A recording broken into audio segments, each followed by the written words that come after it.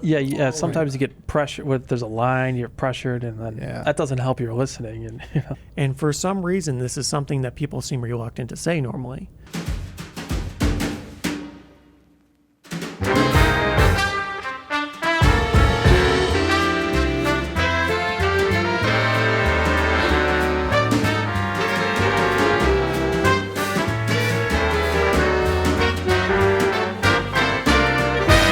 We just got back from CanJam Chicago.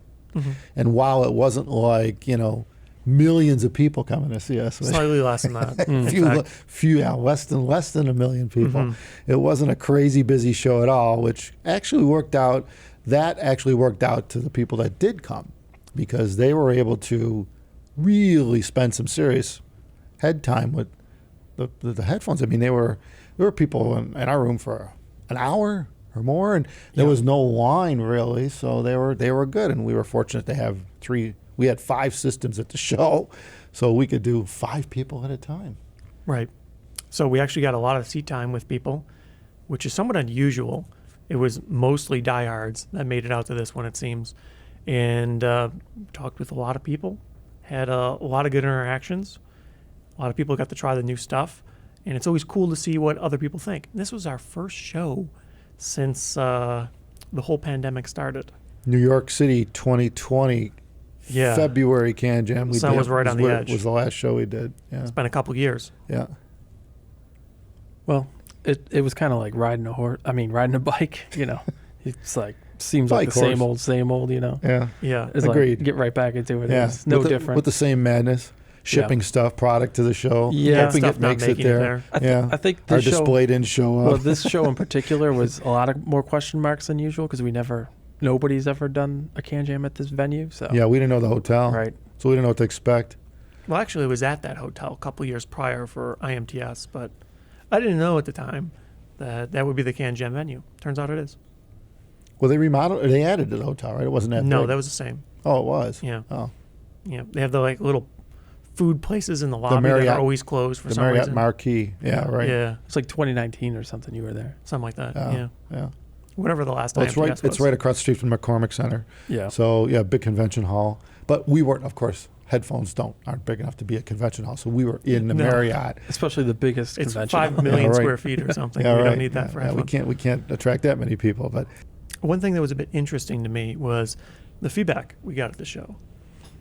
It was pretty much all diehards, so they had well thought out opinions, and that can be a bit of a scary proposition at times, but everyone was super positive, overwhelmingly positive almost. Yeah. I mean, they were really cool about it too. Like they all knew the friggin' rules. They were all, taking care of the gear. I didn't see one guy trip on a cord. No, not a single. Come to think of it, you almost see that every hour. You almost can see it coming. You're watching a guy at the chair. He's getting up and like, oh shit, and you could see him gonna get his leg around the headphone cable or something. Well, we did kind of come prepared and only have 6-foot cables, so they didn't hit the ground or anything. Yeah. Well, we know better. Normally, people are moving headphones or around, their arm cables gets are caught. everywhere. Yeah. So everyone was pretty agile at this show. Mm-hmm. Maybe because they weren't in much of a hurry. No one was in a hurry at the show. They were all sometimes laid you back. get pressure. There's a line, you're pressured, and then that doesn't help your listening. And Yeah, so it was a pretty cool CanJam. I mean, you think as a vendor we'd want more people, and we do, right? But then again, I think I'd prefer to have all the hardcore guys who just know the routine and stuff. But the problem is we obviously want new people too. So it's really nice to have new people. You need new people. Yeah. But I had some guy come up to me and he says, I'm new. This is my first show. Yeah. And he told us about it. It's like, okay, cool. Went over, helped him put the headphone on, stuff like that. No problem. It's good. Like you said in our show video before, where we were preparing people for the show. Right. We were saying it might not be a bad idea to tell the vendors that you've never done one of these before, just so they're aware that you might need assistance in setting things up. I think that's helpful. Yeah. I had a couple people tell me that. I've never been to one of these before. And for some reason, this is something that people seem reluctant to say normally. But it is quite helpful when they say, I don't know anything about anything. Yeah. And you could tell them, here's what you need to know. Here's the key bullet points. Right. Help me help you. Yeah, that. Yeah, right. Yeah, good movie. Something like Jerry that. Maguire. That's right. Yeah. But overall, it was a pretty decent show considering how light the traffic was. it'd be nice to get a bit more attendance. Pretty much all the stations we had were occupied all the time. That's reasonably good, but there were people that were there a long time. Yeah, I never seen people get a chance to listen that long. And it wasn't bad either, because we just were showing, it's the first time in public the Lena line was there. And we had 2 of those setups, as did a few other vendors had the Lena setup. So it was nice for people to be able to try to get a bearing on, what that system sounded like. Since it is like one of the top shelf systems in the industry, it's it's kind of cool, right? For people to actually spend more than 2 minutes with it and just go, the volume control this or something like that. They actually were able to play and try all different tracks and really get a bearing. And same with the 11 audio. There's a lot of people that haven't heard the 11 audio stuff that we had. And we had the new DAC. So yeah, the new K DAC. Yeah, right. So people were enjoying that with the Broadway, right? It was tight. We had the Broadway balanced amp with the K DAC. Anyway, not to get in nitty gritty and specifics, but it was the same with every vendor. Like Zach with ZMF, he was a room around the corner from us, and he had a whole bunch of setups. He probably had 8 or 10 systems running. Yes. And yeah, he almost always he had all bases loaded, and people were sitting there enjoying. And he's crazy. He's got like 50 different headphones, and they're all made of wood. I don't know what the difference is, but wow, they got a lot of different headphones in the room. Yes. But it's interesting because this was our first show since we started doing the YouTubes pretty seriously. And pretty much everyone there saw our videos. Yeah, right. Yeah. They knew who we were. Yeah, I'd say like 85%. Yeah. It was high. very high. Yeah. And it was fairly obvious for most people. There were a few people that gave you like a little shy smirk or whatever, because obviously they recognized you when you're walking past them in the hallway or whatever.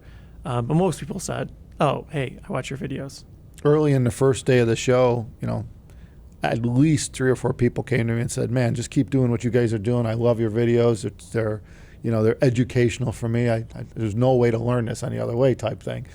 And it was pretty cool. It was really cool. And I mean, we're gonna do it as long as we can, So yeah, I had someone tell me the same thing. Just keep making videos. I'm like, well, we just made some 2 days ago, so we're trying. Fresh out the oven. Yeah. So yeah, I'm glad that people, are motivating us and are appreciative of what we're doing, which is great. And it's not just the consumers; it's the vendors and the other manufacturers. Obviously, they seem like they pay attention a little bit too. So probably not to every video, but yeah, I guess that is a funny thing, because there definitely were other vendors there that never really noticed us before, right? Because most of the time there's people to show that you don't really know anything about their product because they're kind of sort of in a segment you're not in. Right. And you saw a few of those people kind of sort of seemingly recognizing you. Yeah. Yeah, so maybe they're watching. Yeah, maybe. Yeah, and one guy commented, he's like, "Oh, you guys are taller in person." Yeah, right. And I told him, I'm like, well, we're sitting down in the video, so I don't know how you could tell. It is hard to evaluate height. There's no reference points. Yeah. Well, you're 6'2", you're 6'4". Yeah, moderate height. I'm a modest 5'11". Uh-huh.